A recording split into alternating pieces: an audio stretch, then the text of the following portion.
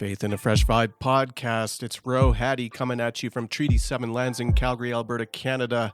Today we're going to be talking with Tony Snow in an interview that we shared about a year ago.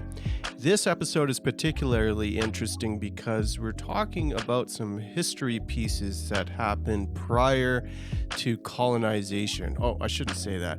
Prior to all the bad stuff that happened with residential schools, the Indian Act. This is Canadian history, but one of the stories that's untold, or rather relatively unknown, is how on Treaty 7 lands, one of the nations had a positive relationship with the early missionaries. Tony tells that story and also breaks down some insight on a new initiative, fits fittingly with Faith in a Fresh Vibe, an urban Indigenous church plant here in the city. He's going to give us a preview of that in this part one. Part two is going to come up as we dive into another important topic on reconciliation and racism in the church. So that's going to be season 2. Let's jump into this part one with Tony Snow. We're going to pick up the conversation as we just get to know Tony a little bit more and chat about his master program. And it's not just any master program. It's been designed to accommodate, to reflect, to incorporate more Indigenous spirituality. So have a listen. Welcome, Tony. Tony's waving. We're on the radio, Tony. You're also a student. You're working towards ordination, right? Yep. In the United Church? Yeah. I'm doing a master's in theology at the Vancouver School of Theology. And it's a separate process with the UCC and ordination, is that right? Yeah.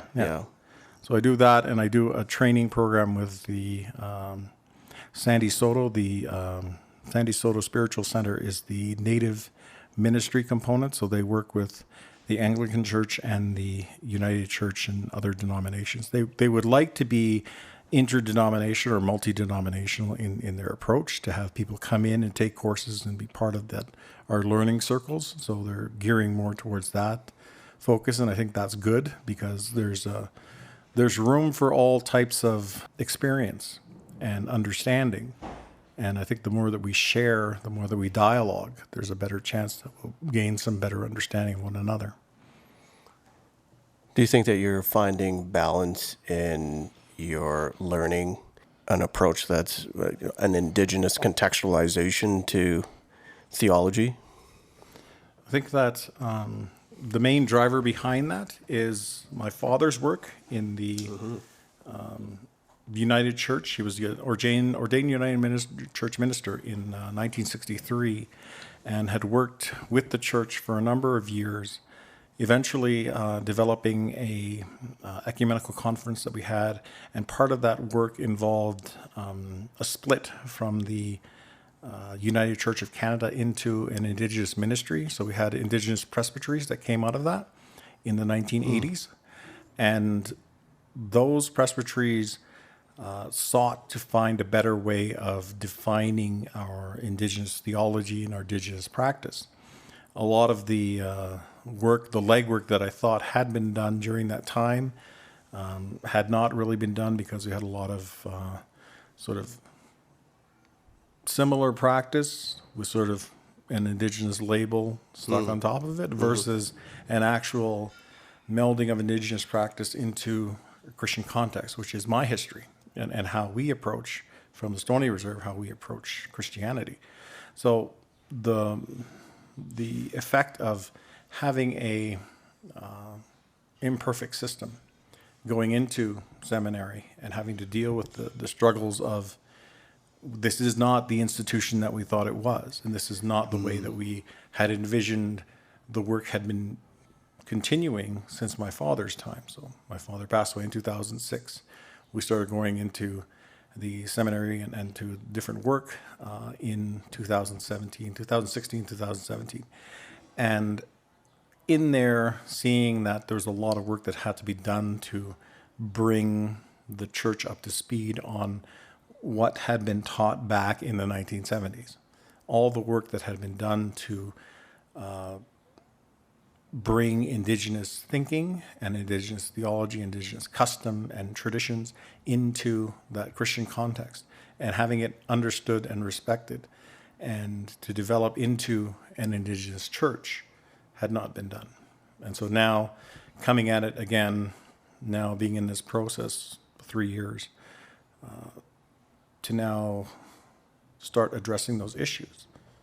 We're doing that on a systemic level, and we're having our National Indigenous Spiritual Gathering in August, where this will come up again. We sent letters off to the moderator from the students of Sandy Soto talking about the Indigenous Testamer, the guide by which we will be ordained, and the flexibility and understanding of that. Because if, say I just recently finished a course on Paul, and that course, in my thinking, should be on par with the level of learning to do a sweat, or learning that type of understanding of both traditions being something of value, and having to live in a system that recognizes one but not the other. And so there's a constant challenge there. So you're not advocating for a dualistic system. You're looking for a would syncretic be the right word for this? An approach of theology that's melding the two? I think there's a negative connotation around the idea of melding, in that may lose some essence of the other. And this is most prevalent when we did a communion at Sandy Soto with the one of our elders with the church, and he was an Anglican, I think it was a deacon, and he when he performed the sacrament, he smudged the elements, and then he delivered the elements to people. And that, to me, really explains the way that we understand our form of Christianity, that there is a discrete and complete process in the idea of the smudge and what that ceremony entails and how we perform that, and the respect for that space of that. And then the sacraments, so the communion, and all the elements of that and how we perform that. And so each stands on its own as a particular type of ceremony, and that the two together complement one another, but neither do they erase. I've seen instances in some traditions where they've tried to change the way that we use particular elements, and that really oversteps the bounds of what the respect of each discrete component is. So that is challenging. So it's not an attempt to create a third way. It's an attempt to preserve both. So is it both and? Yeah, I think so. I think it really tries to find a space where we are given consideration to different perspectives and to allow them to interact. I want to take us to the story of how Christianity, how the gospel came into your lands for the first time as well, because I think it's a fascinating story, and it's one that it goes against some of the common paradigms that we might think of Christianity into Indigenous culture. Okay. So my background is from the Stoney Reserve, the Nakota people, the Assiniboine tongue. We were in the area of the Banff region when we were first interacting with the Europeans and with the explorers that came out back in the 1690s. And so the first explorations from Henry Kelsey and from others that came after that, Anthony Henday and Robert Rundle, Palliser and different groups, they had all to go through the mountains. They had to meet with the Stoneys, and they had to interact with them. The Stoneys were always a very open and generous people in dealing with different strangers and people coming through their lands. They always helped them to get from one end to the other. and had a good reputation in and amongst the neighboring communities. Our history with the Methodist Church stems from an experience of that exploration from the Robert Rundle, who came through in the 1840s and had gone through the Morley area into the Banff area, or I think they came from the northern part of that. And so they brought with them a missionary who had been trained in the East, and his name was Henry Bird. He was taken under the wing of a benefactor from Boston and trained as a Methodist missionary. So he was a Anishinaabe Methodist traveler. And so, and spoke several different languages, including Ojibwe, Cree, Greek, Latin, all these sort of, and English. He came out, and when he presented the Bible to our people in Morley, he told them, here's a good book, and take from it what you will. And he gave them the teachings of the gospel, and he gave them sort of the instruction that it'll be useful if you go through the stories and understand how this applies to you and when you can use it. And very much took it on as a part of the oral tradition. So within that 40 years of 1840 up until the time that the McDougall family or other missionaries started coming through again, it had been so ingrained in the community and in the way of teaching that it became part of our ceremonies, it became part of our way of understanding the world. And by the time the missionary George McDougall came through, they observed, and this is written on one of their plaques out there on the site at the McDougall Memorial Church, that the Stoneys were already observing the Sabbath back in 1877, I think it was. So there's a strong connection between Christianity and the Stoney people and how we practice in our particular way with our particular ceremonies. So we always refer to Jesus in our prayers, and we at one time had various different hymns in Stoney. We had various translations. If you read some of the books about the Stoney people from Central United Church at the river they gathered, it talks about the Reverend Robert Rundle delivering services in Assiniboine and even conducting a marriage in Assiniboine. This is back in the mid-1800s. So there was a much better relationship than we see today. After Confederation, after the advent of the Indian Act, when everything became bureaucratized and the Duncan Report came out and said that we have to assimilate the Indigenous people, that's when we started getting more stringent and clamping down on Indigenous teachings and customs. And so what happened to us eventually, what happened to everyone else eventually happened to us through that process. I think it's fascinating that prior to the Crown coming in, there was this beautiful expression of unity in diversity. It was deeply...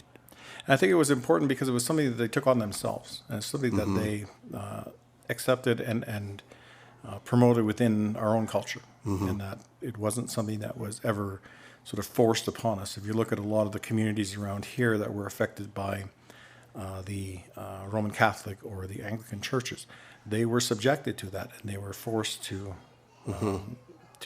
become converted to that. So there's a lot of resentment around it. There's a lot of hurt and a lot of pain around that. Whereas in our Stoney way, the Methodism was sort of inherent in the way that we see the world. I'm curious, just at the top of my head, to what extent was that a Stoney approach or a Methodist approach, or how much of that relied on just the capability of both Stoney culture and Bird, was it? Yeah. I think there's a great deal of connection between those cultural Indigenous group meetings that really influenced the way that information was brought in and accepted. Yeah, the first one. Yeah, because when we look at the way that Henry Bird brought the word of the Bible to our community, there is a reflection upon that to say that Henry Bird was enacting our Book of Acts. He was sort of the precursor of those lessons of the disciples that came to us, brought us the Word of God.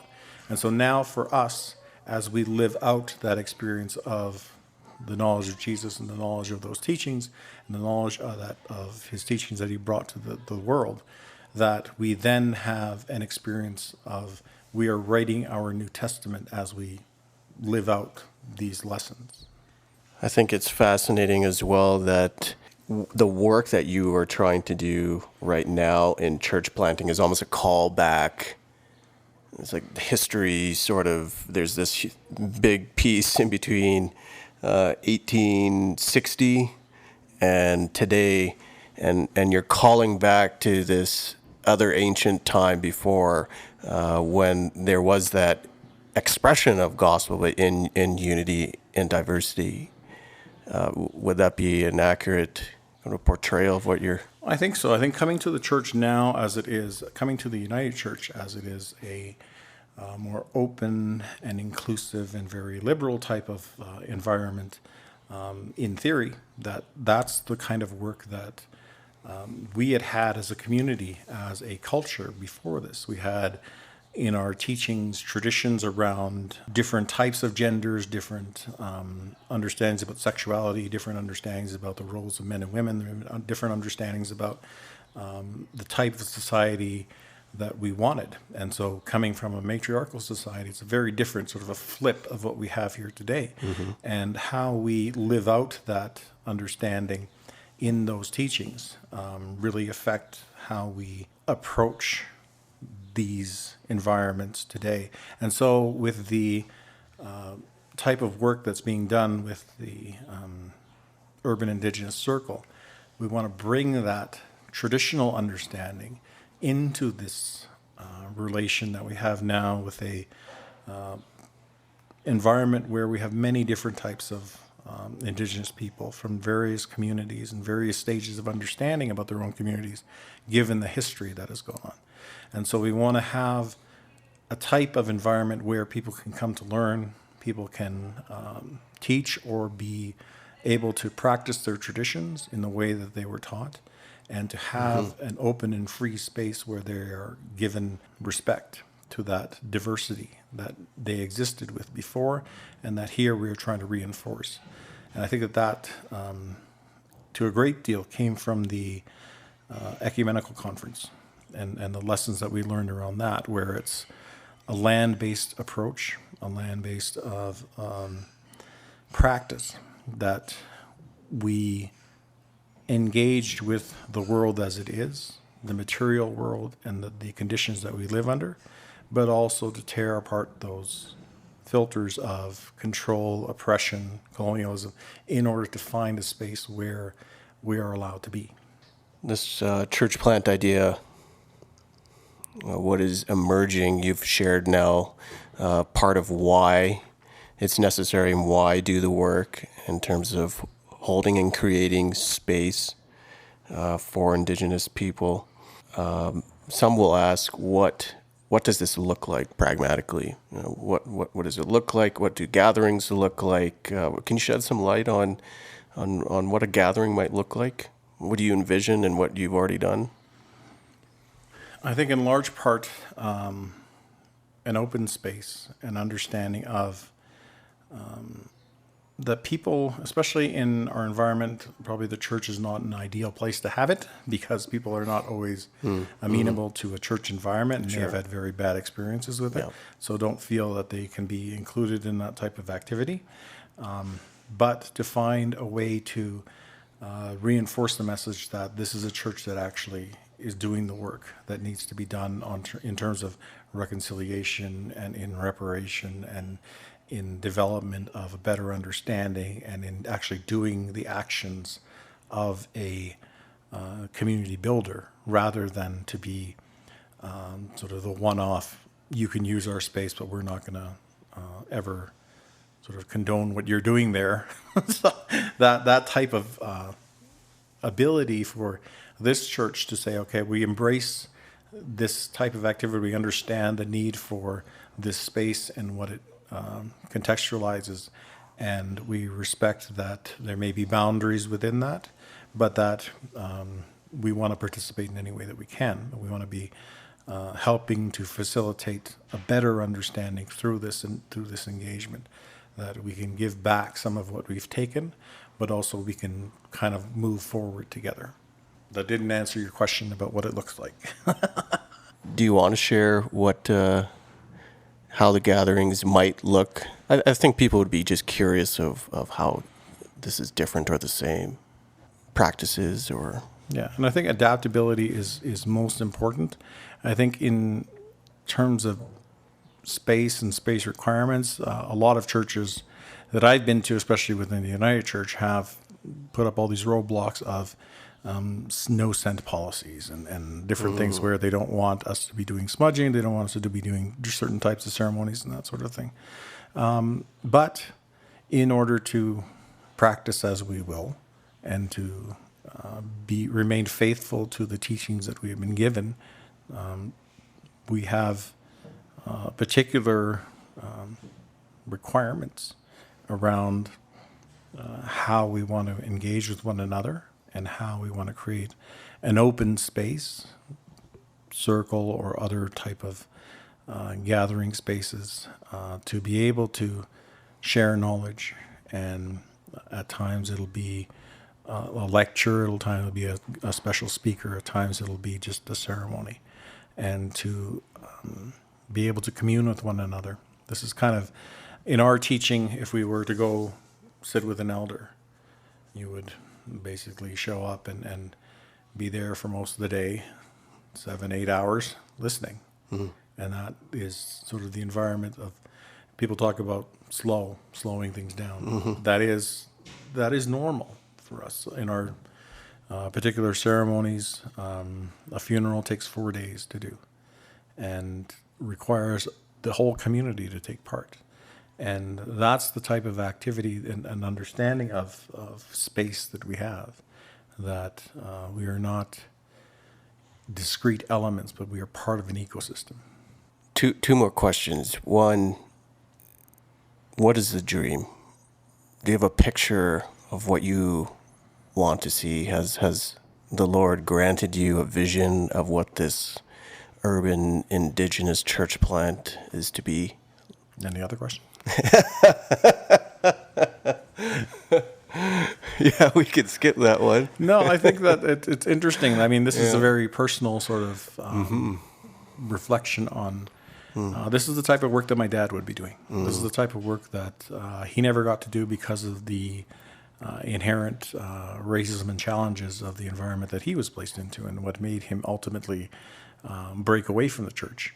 And so now to come back and sort of repair those relationships and to find a meaningful space for Indigenous people to be able to be heard, to be able to practice freely, to be respected, to me, follows along the lines, I've always said that we follow along the lines of what happened for the queer church in Calgary under the United Church. That had a lot to do with the development of a space, and over time, I think 3 years they took to find a following and to build their own environment. So now they have an office space that they use for that. That's kind of where we're heading with this idea, and to find our own individual space. And depending on the number of people that are interested in coming forward, we'll continue to build on what we can and to I think expand as hopefully we would be more productive. I think we want to do things that are meaningful for people. Mm-hmm. So a lot of the work that I'm doing lately is to address things like the missing and murdered women, to address the Indigenous Day, and to talk about Orange Shirt Day in the residential schools. Also to talk about some of the issues that are affecting us now, which are domestic violence, addictions, a lot of the work around our fractured communities and our intergenerational trauma and violence that happen, and to try to address some of those things that have corrupted the way that we see our traditions and that don't allow us to practice because of particular issues that have come up in our history, and to try to reclaim that history so that we are able to follow in what we were meant to be doing. There's always a prophecy that came from one of our young people on our reserve, talking about having passed away at one point. So he was on the table and had a vision of being taken up to the Creator. And one of the things that they asked him, or the Creator asked him, was, "What have you done with the stories that I gave you? What have you done with your language? What have you done with your songs that I gave you?" And to be sort of mindful that we have gifts as well, just as we have the Hebrew teachings that were put down in the Bible. We were given teachings.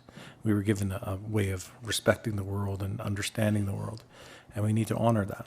And so by this process, hopefully to find a way of balance that will allow us to do that. I want to thank Tony for joining me. There's another interview waiting in the wings. We talk a lot about decolonizing the Christian faith in the next episode. That's an important piece when it comes to reimagining faith in a fresh vibe. I like the end of that interview where there is a piece of that imagination of what it means to look through a different set of lenses at the world and at your faith. I appreciate Tony and his work right now during the pandemic. Many of us are working a lot more than we used to, and Tony for sure is very active connecting churches back to the reservation at Morley. Look us up for the next episode yet again in this season 2. Check it out. It's up next.